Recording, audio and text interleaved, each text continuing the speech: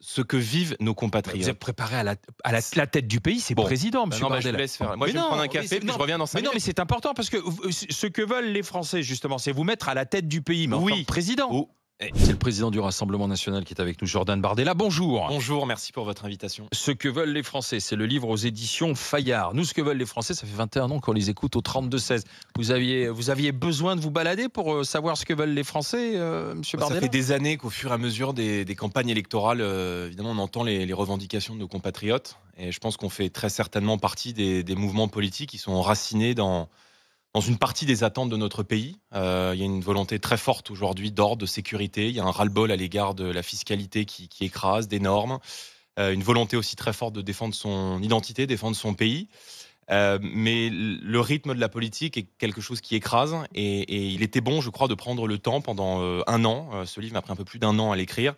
D'aller chez les Français sans caméra de télévision, sans reporter d'image, de les écouter et d'être capable de me faire le porte-voix de leurs attentes aujourd'hui, parce que je pense que le monde politique ne fait plus quelque chose qui m'apparaît fondamental aujourd'hui, c'est écouter les Français et essayer de traduire leurs attentes sur le plan politique, et c'est ce que moi j'ai essayé de faire avec ce livre. Alors, les Français, il y a notamment Bernard, le pêcheur de Sète, Olivier le Absolument. boulanger, Corrado le restaurateur, Pascal la magistrate.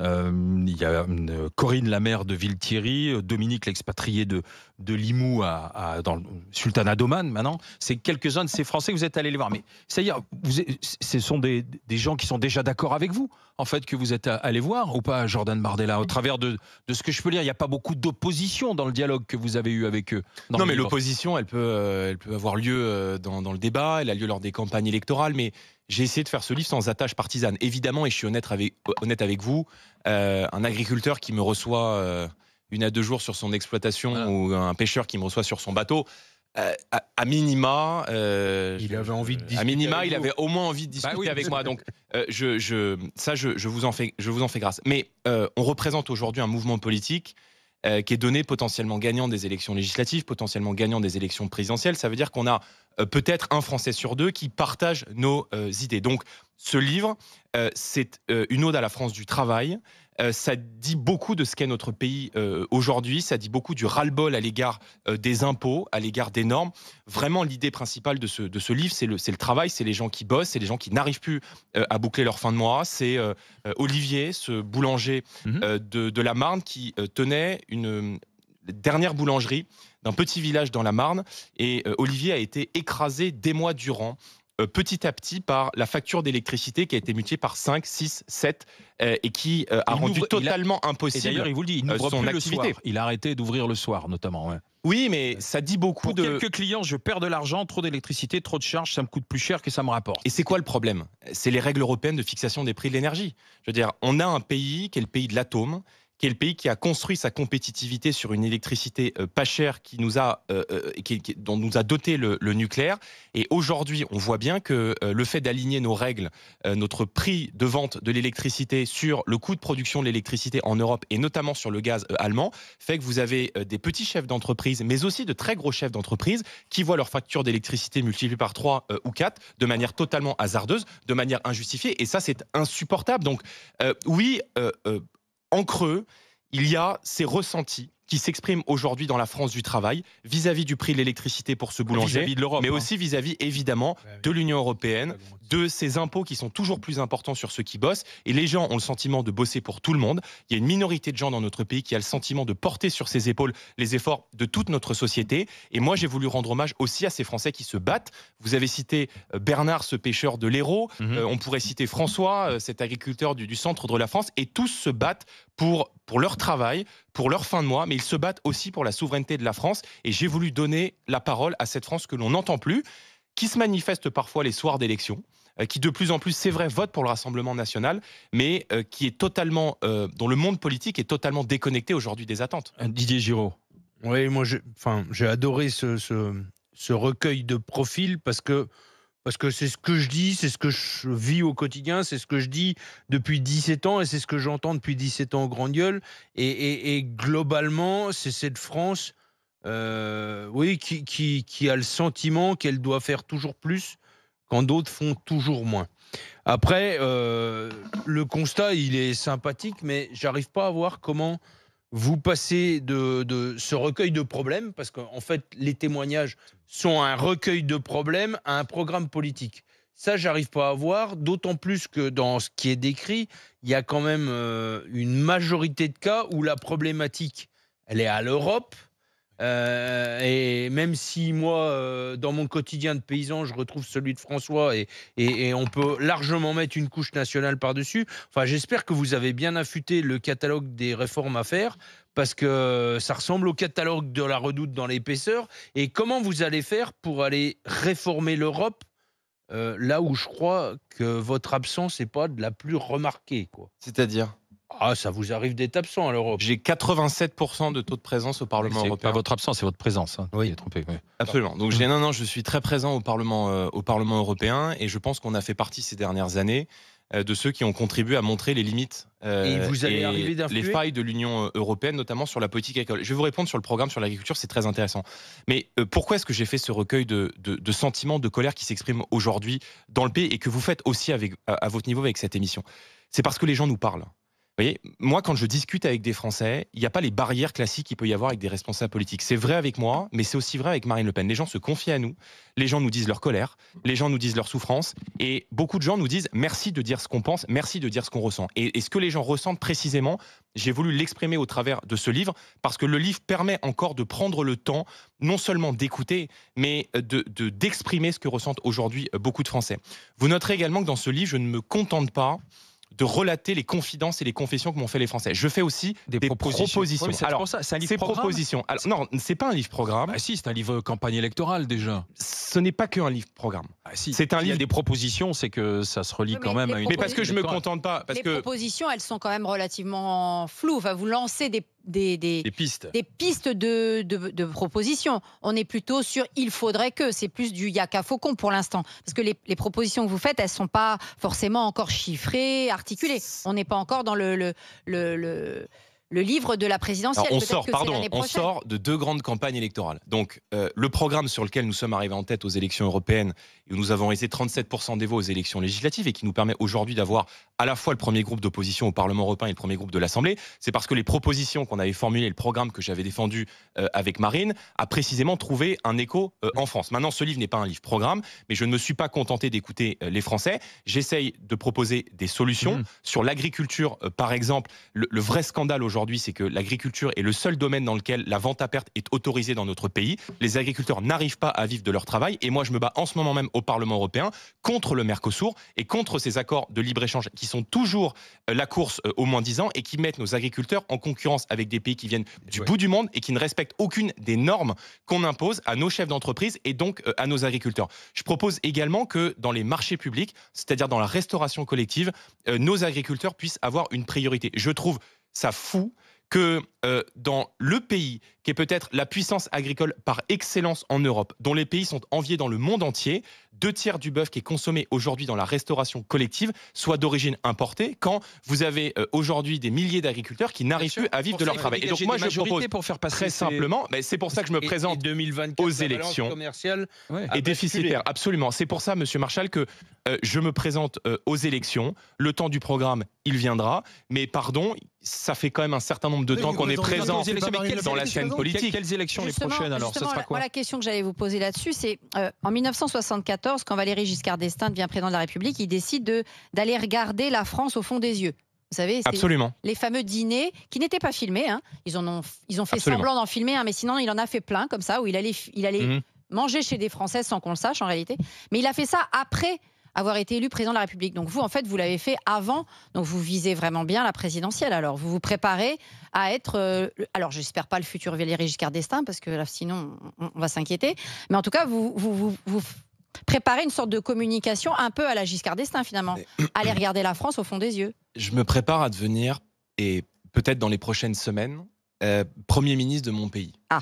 Ça ne vous aura pas échappé que le risque de dissolution, il existe, et que je fais partie de ceux qui appellent le président de la République à revenir devant les Français parce que, et vous le disiez, Monsieur Marchal, il y a quelques minutes, pour construire un projet pour apporter des réponses, il faut des majorités. Et la situation dans laquelle nous ont plongé et Emmanuel Macron et Jean-Luc Mélenchon en s'alliant au second tour des dernières élections législatives a été mise en œuvre précisément pour m'empêcher de devenir Premier ministre et pour m'empêcher d'avoir une majorité et de mettre en œuvre les propositions sur lesquelles plus de 37% des Français ont voté lors des dernières élections législatives. Donc le temps de l'action, il va venir. Maintenant, pour agir, il faut avoir un diagnostic lucide de la situation.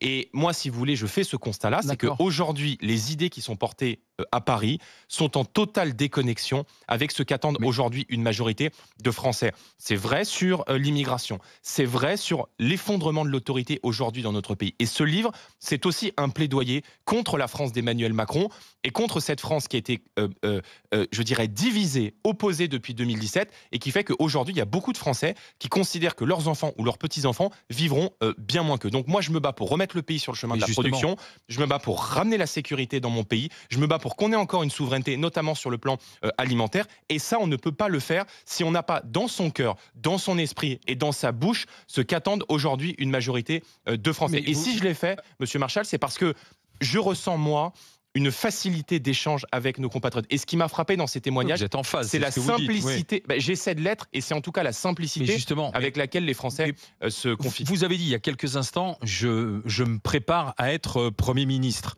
C'est ce que vous avez dit. Absolument. Voilà. Sauf que ça n'a pas marché le coup d'avant. Pourquoi est-ce que ça marcherait là, si jamais dissolution il y a? Mais parce que nous ne cessons de progresser. Bruno Poncet, Bruno, question. Alors moi j'ai lu votre livre, alors, qui s'adresse à la France qui nous nourrit, la France qui nous protège, la France qui nous relie. J'allais vous demander, vous êtes quelle France vous? Parce que, mais si, n'y voyez pas de malice, vous êtes quelle France? Parce que si vous parlez avec ces Français, ils n'en peuvent plus des hommes politiques qui sont que politiciens.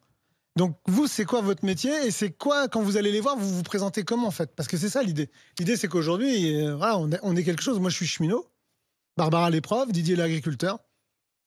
Alors je fais ce pourquoi les Français m'ont choisi, m'ont élu. Et les Français ils m'ont élu à 2 reprises député au Parlement européen. C'est pas un métier. Et ils m'ont élu, si précisément. C'est une fonction. Si, moi je crois pas que la politique ça soit un passe-temps. Je pense que de gérer des collectivités, d'apporter des réponses aux problèmes du pays, de gérer un parti politique quand vous avez 26 ans qui compte, puisque j'ai été élu président de mon parti à l'âge de 26 ans, qui compte plusieurs dizaines de salariés, qui compte près de 1000 élus partout en France, c'est évidemment une responsabilité qui est très importante. Et précisément, je fais pourquoi, aussi avec ce livre d'ailleurs, ce pourquoi les Français m'ont élu à 2 reprises au Parlement européen, c'est-à-dire pour leur apporter des solutions et pour leur apporter des réponses. Et pardon, mais je pense que si les Français nous ont mis en tête à la fois des élections européennes et des élections législatives, c'est parce qu'ils ont sans doute le sentiment que dans ce qu'on propose pour leur quotidien, pour améliorer la vie de ceux qui nous nourrissent, de ceux qui entreprennent, de ceux qui nous relient, et je parle des enseignants, des maires aussi qui sont en première ligne, et de tant d'autres professions qui sont indispensables aujourd'hui au fonctionnement du pays, c'est peut-être parce qu'ils sentent que non seulement on est connecté à leurs attentes, mais qu'ils nous font confiance pour tenter de leur apporter des réponses. Donc moi, avec beaucoup de modestie, avec beaucoup d'humilité, je vous réponds que la politique n'est pas un passe-temps, que c'est un engagement total, et que apporter des réponses aux problèmes du pays, gérer des collectivités, ça ne peut pas se faire 2 heures le week-end. Ouais, moi, je vais vous dire moi, j'entends dans le micro. J'entends ce que vous dites, mais par contre, dans ce cas-là, moi, je vous entends. Et les Français en peuvent plus. Et je parle pas que de vous. Les gens profitent un peu Après, moi, plus. vous me faites grâce de ça, et je n'ai jamais été au pouvoir. Donc, je serai jugé le jour où j'aurai été au pouvoir. Vous êtes en responsabilité, vous l'avez dit vous-même. Vous avez été la première liste aux listes européennes. Dans l'opposition, absolument. Moi, ce que je vois vraiment, par contre, il y a un vrai sujet, c'est que dans ce cas-là, si vous voulez aller au bout du bout du bout, ok, eh ben, votre agriculteur, votre pêcheur, pourquoi vous ne les mettez pas ministres quand vous serez au pouvoir? C'est-à-dire qu'à un moment donné, les gens en ont marre de ces ministres qu'on nous sort, qui sont des technocrates, qui nous pondent des trucs. Alors les paniers runachés et les compagnies, et je parle pas que de Macron, moi les socialos, je les ai aussi en travers de la gorge pour plein de raisons. Et pourquoi pas? Ben pourquoi vous les mettez pas? Parce que moi j'entends, vous les avez entendus, ok, et puis une fois que vous serez élu, après vous ferez comme tous les autres, vous prendrez des gens qui vous diront exactement ce que vous voulez entendre. S'ils sont plombés par les hauts fonctionnaires de l'administration centrale, ça sert à rien. Les macronistes ont déjà fait le coup à nous mettre des amateurs. Je vois pas comment l'agriculteur pourra avoir un patrimoine caché ou pourra avoir un jour touché des pots de vin d'un conflit d'intérêts. Mais monsieur, il faut surtout mettre au pouvoir des gens qui connaissent la réalité, ce que vivent les Français. Okay. Et des gens qui ont aussi fait de la politique, parce que vous voyez, quand on est sur le terrain, quand on est élu de terrain, on n'en peut plus, vous l'avez bien dit, pendant un an. Je veux dire, vont vous dire que la politique. Oui, mais je ne suis ni anarchiste ni royaliste. Et donc, à un moment, la démocratie, c'est vous vous présentez devant les élections. Pour l'anarchie, ça serait mieux pour vous.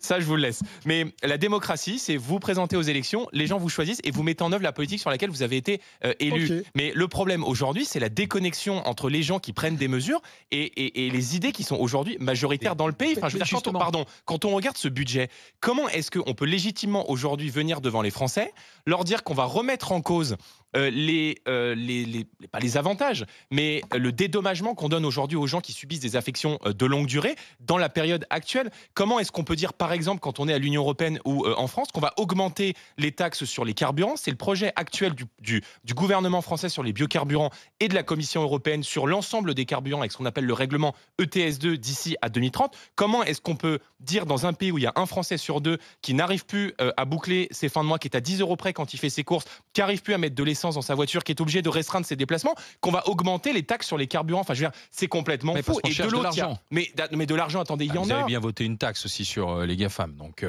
Voilà, oui, non, vous n'allez pas. Attendez, vous n'allez pas me la faire. Vous n'allez pas passer comme ça très vite dessus. Donc, si on a voté ce mécanisme qui permet de lutter contre l'optimisation fiscale de McKinsey ou de McDonald's, c'est précisément pour faire dispositifs légaux dont ils qui profitent. sont précisément.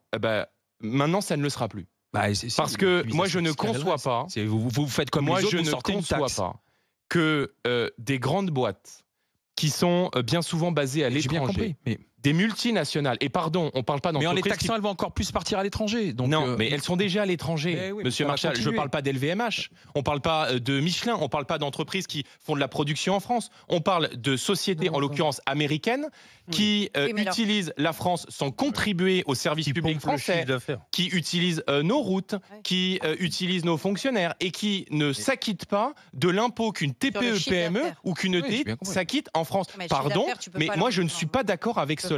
Donc si demain je suis à la tête du pays, eh bien je vais demander comme chef du gouvernement à ces multinationales de s'acquitter du même impôt que s'acquittent nos chefs de petites et moyennes entreprises ou nos chefs d'ETI. Donc pardon, et juste, je vous réponds. Le problème aujourd'hui, c'est que les gens qui se partagent le pouvoir depuis 30 ans, et faites-moi grâce de cela, je n'en suis pas. Moi, je me suis engagé en politique précisément pour faire en sorte que mon pays arrête de sombrer dans le déclin, pour que mon pays arrête de sombrer dans le déclassement, et pour réconcilier nos compatriotes avec la politique. Donc, vous me jugerez, pardon, une fois que j'aurai été au pouvoir. Mais si demain je suis au pouvoir et qu'au bout de 5 ans, vous me dites ce que vous avez fait ne correspond pas à ce que voulaient les Français et ce pourquoi ils vous ont choisi, je ferai amende honorable. À la tête du pays, mais moi, président ou Premier ministre? Parce que là, tout à l'heure, c'était Premier ministre. Arrêtez la popole, c'est pas le sujet. Mais c'est pas la popole, vous dites vous-même à la tête du pays, président ou Premier ministre? Je suis convaincu que ce que vivent nos Premier ministre, Monsieur Barella.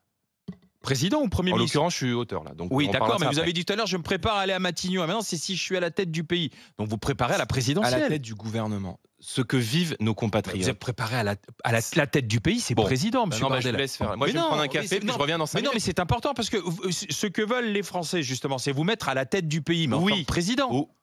Ils votent pour nous, ils votent pour le Rassemblement national. Et notre candidate à l'élection présidentielle, elle s'appelle Marine Le Pen. Moi, je suis candidat au poste de empêché. Moi, je suis candidat au poste de Premier ministre. Eh bien, nous serons là, quoi qu'il arrive, quoi qu'il se passe. Et les Français pourront voter pour le Rassemblement national aux élections législatives, aux élections municipales, aux élections présidentielles et législatives. Et je dis aux Français, essayez-nous, et vous nous jugerez une fois que vous nous aurez essayé. Et je veux juste, 10 secondes. Et après, promis, je me tais.